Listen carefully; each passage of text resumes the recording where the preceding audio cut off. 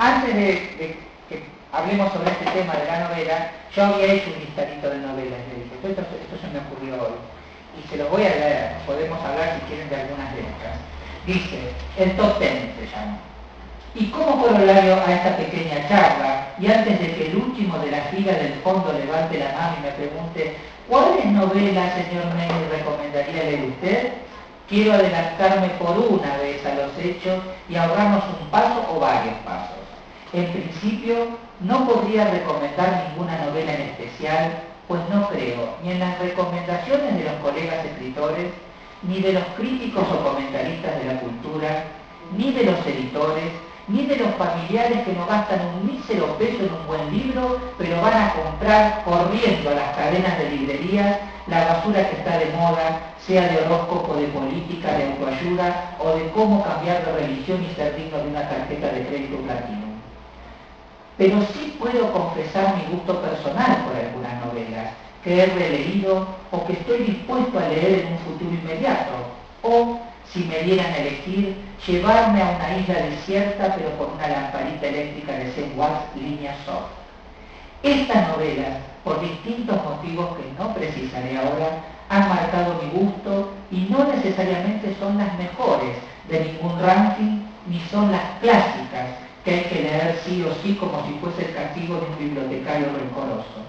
Ellas son Drácula, de Bram Stoker,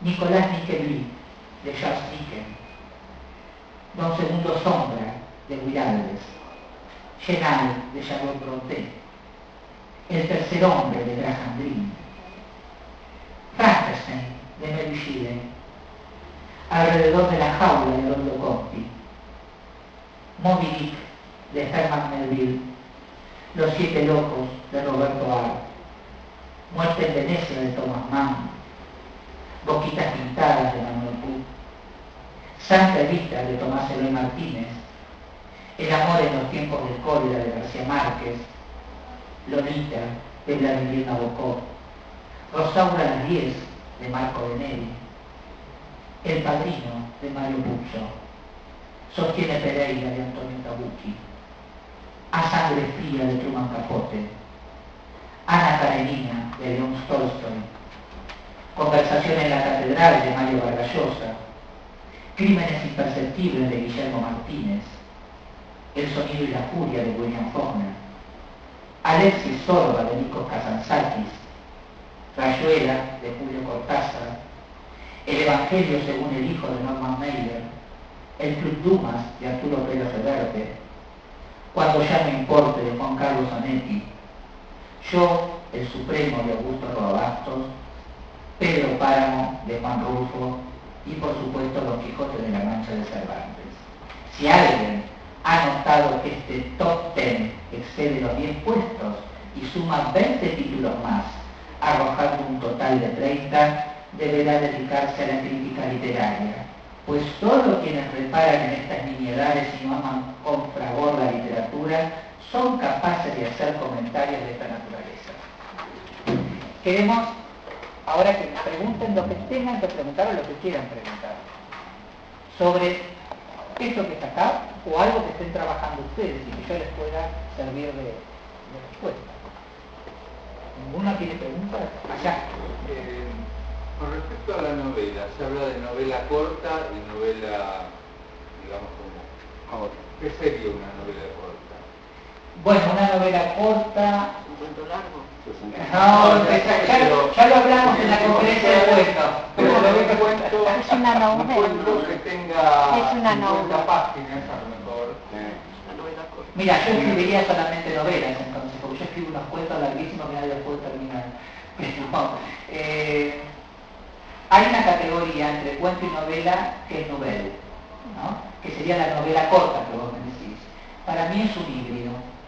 Es decir, una novela clásica en nuestra literatura es El túnel, de Sábato. Y para mí El túnel es un cuento largo. Hay una novela corta de Pérez Reverte que se llama Un asunto de honor, o también se llama Cachito. Tiene los nombres porque se llevó al cine como Cachito. Para mí es un cuento largo. Que esté dividido en 5 o 6 por ahí capítulos, no quiere decir que sea una novela, que son cuentos largos para mí. Pero eso es un concepto, a mí no me gusta el género novela, me gusta la novela o el cuento. Y si hay una novela corta, prefiero creer que es un cuento largo, ¿no? Porque en realidad la novela tiene otro esquema y apunta a otras cosas. En el caso del túnel, por ejemplo, no hay diversidad de personajes, es un tema único con 2 o 3 personajes centrales, entre los cuales bueno, está el pintor, está María, está el ciego, una serie de cosas. Pero en realidad el tema es único, no tiene una diversidad, no es como por ejemplo Lo que el viento se llevó, que es una historia con un montón de historias secundarias que sostienen esa gran historia.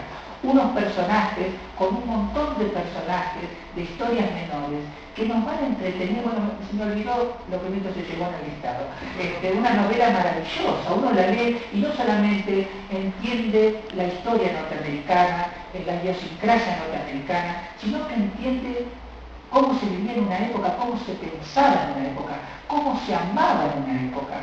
Uno, si no tiene aquí la novela y puede ver la película, no puede entender cómo una persona hermosa como Vivian Leigh se va a enamorar de un tarado como Ashley. Y si me dice por qué, pero era el prototipo de la novela de ese entonces también, la cadena de amores imposibles.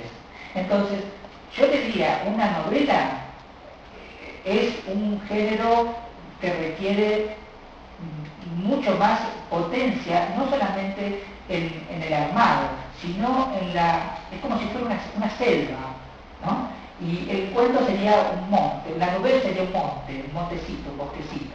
Pero en realidad las novelas frondosas, Jane Eyre, son novelas maravillosas, o Drácula, que tiene otra técnica de Cumbre Borrascosa también, mirá lo que decía ahora. ¿Vos me querés decir algo? No, me perdí, pero la idea era saber cuántas páginas hablan cada caso, porque una novela corta son 70, 80 páginas. Bueno, mira, por ejemplo, hay una... Que es una novela, no podemos... Sí, pero, por ejemplo, mira, hay una novela corta que se puso de moda porque la filmó Tim Burton, El Gran Pez, bueno, es una novela corta. Y sí, pero tiene la estructura, es como si fuera una novela condensada, ¿no? Y tiene la estructura de una novela, no de un cuento. ¿Cuántas páginas tiene? Y tendrá 100. Sí. Y después tenés novelas, qué sé yo, la versión que yo tengo de Moby Dick, que es 2 tomos, es una novela maravillosa, es decir, es una novela que vos entrás en esa novela y vivís, mientras la leas, es una segunda vida, es una vida paralela. Yo la gente que vio en el subte con una novela, igual que yo, esta persona está en otra vida. Porque la novela va acompañando, este es el secreto. Mientras el cuento, que es un género que admiro, ¿no? Y que cultivo, es un acontecido, es un hecho, y uno está pendiente del cuento, de la atención del cuento, pero la gente que vive una novela, que lee una novela, es como que la vive por mucho tiempo, puede ser todo un verano, puede ser todo un año, y la persona capaz que avanza una hoja, 2 hojas, y está con ese mundo paralelo, y mientras la lee se trasladó ese mundo.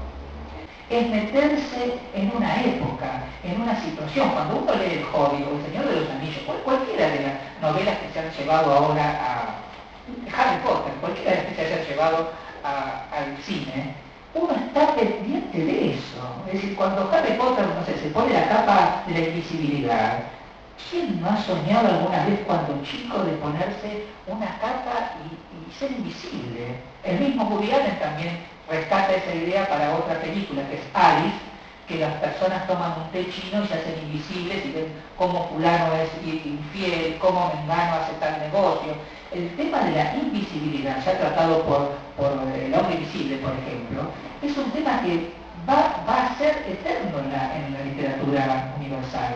Si es un tema que se puede novelar siempre, de distintas formas, con humor, de ficción, desde el policial también, puede ser hay temas que son recurrentes dentro de la literatura, que son temas de novela, no son temas de cuento. Depende del tratamiento. Depende del tratamiento que uno les quiera dar. Por eso, lo que dice, hay alguien que nombré hoy, que dice que lo primero, Paul Auster, lo primero es encontrar el tono, el tema para encontrar el tono.